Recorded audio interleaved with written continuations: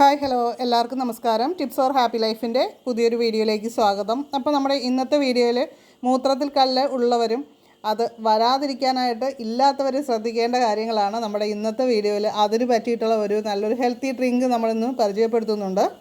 അപ്പോൾ മൂത്രത്തിൽ കല്ല് ഉള്ളവർ ശ്രദ്ധിക്കേണ്ട പ്രധാനപ്പെട്ട കാര്യങ്ങളെന്ന് പറയുന്നത് അവർ ധാരാളം വെള്ളം കുടിക്കാനായിട്ട് ശ്രമിക്കുക. അതേപോലെ തന്നെ ഉപ്പിൻ്റെ അളവ് കുറയ്ക്കുക. ഉപ്പിൻ്റെ അമിത ഉപയോഗം കല്ലിനുള്ള സാധ്യത കൂട്ടുന്ന കാര്യമാണ്. അതുപോലെ തന്നെ ശീതളപാനീയങ്ങൾ, കോഫി മുതലായവ ഡയറ്റിൽ നിന്ന് ഒഴിവാക്കുക. പലതരം ക്യാൻഡ് ആയിട്ടുള്ള ഡ്രിങ്ക്സുകളൊക്കെ ഇന്ന് മാർക്കറ്റിൽ അവൈലബിൾ ആണ്. അത്തരം കാര്യങ്ങളാണ് നമ്മൾ ഒഴിവാക്കേണ്ടത്. വീട്ടിൽ തയ്യാറാക്കുന്നത് നമുക്ക് കഴിക്കുന്നതിൽ കുഴപ്പമൊന്നുമില്ല. അതുപോലെ തന്നെ അമിതമായി മധുരമുള്ളതും ഡയറ്റിൽ നിന്ന് ഒഴിവാക്കേണ്ടതാണ്. അമിതമായിട്ട് ശരീരഭാരമുള്ളവരാണെങ്കിൽ അതും ഒന്ന് കുറയ്ക്കാനായിട്ട് ശ്രമിക്കുക. അപ്പോൾ നമ്മുടെ ഇന്നത്തെ താരം എന്ന് പറയുന്നത് കറ്റാർവാഴയാണ് കേട്ടോ. അപ്പോൾ കറ്റാർവാഴ ഉപയോഗിച്ചാണ് നമ്മൾ ഈ ഡ്രിങ്ക് ഉണ്ടാക്കാൻ പോകുന്നത്. അപ്പോൾ ഒരു തണ്ട് കറ്റാർവാഴ ഞാനിവിടെ എടുക്കുന്നുണ്ട്. ഒരുപാട് വലിപ്പമുള്ള കറ്റാർവാഴ അല്ല കേട്ടോ, ഇതൊരു മീഡിയം സൈസാണ്. ചിലതാണെങ്കിൽ വലിയ സൈസുള്ള കറ്റാർവാഴയൊക്കെ ഉണ്ടാവും. അപ്പോൾ ഇതായതുകൊണ്ട് ഞാൻ ഈ ഒരു ഫുൾ കറ്റാർവാഴയുടെ ലീഫ് എടുക്കുന്നുണ്ട്.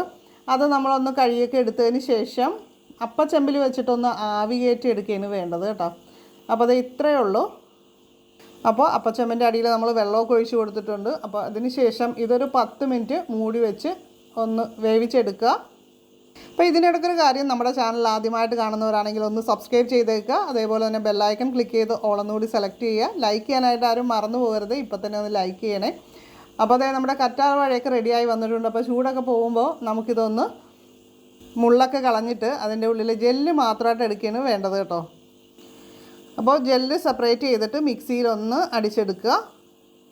അപ്പോൾ നമ്മൾ തയ്യാറാക്കിയെടുത്ത ആ ഒരു കറ്റാർവാഴ ജ്യൂസ് ഒരു ഗ്ലാസ്സിലേക്ക് ഒഴിച്ച് കൊടുക്കുന്നുണ്ട്. ഇതൊരു ചെറിയ ഗ്ലാസ്സാണ് കേട്ടോ, നമ്മുടെ സാധാരണ ഗ്ലാസിൻ്റെ വലിപ്പമല്ല, അര ഗ്ലാസ് ഏകദേശം കൊള്ളുന്ന രീതിയിലുള്ള ഗ്ലാസ്സാണ്. അപ്പോൾ അതിലേക്ക് നമ്മൾ തിളപ്പിച്ച് ആറ്റി വെച്ചിരിക്കുന്ന പാല് കൂടി ചേർക്കുന്നുണ്ട്.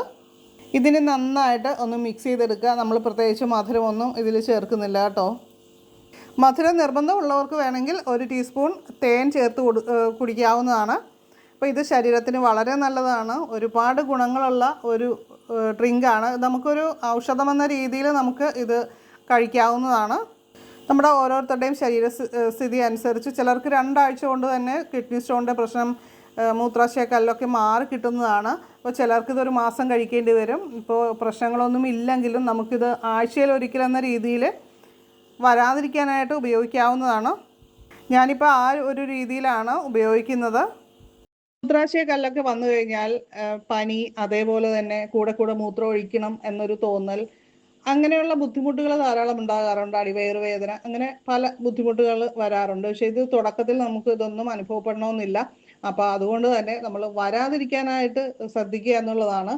ഇതിപ്പോൾ ചില ആൾക്കാർക്ക് ശരീരസ്ഥിതി അനുസരിച്ച് പെട്ടെന്ന് തന്നെ, അതായത് 2 ആഴ്ചയൊക്കെ ഇതേപോലെ നമ്മൾ രാവിലെ കഴിക്കുന്നത് വഴി നമുക്ക് മാറിക്കിട്ടും. പക്ഷേ ചിലർക്ക് 1 മാസമൊക്കെ കഴിക്കേണ്ടി വരും.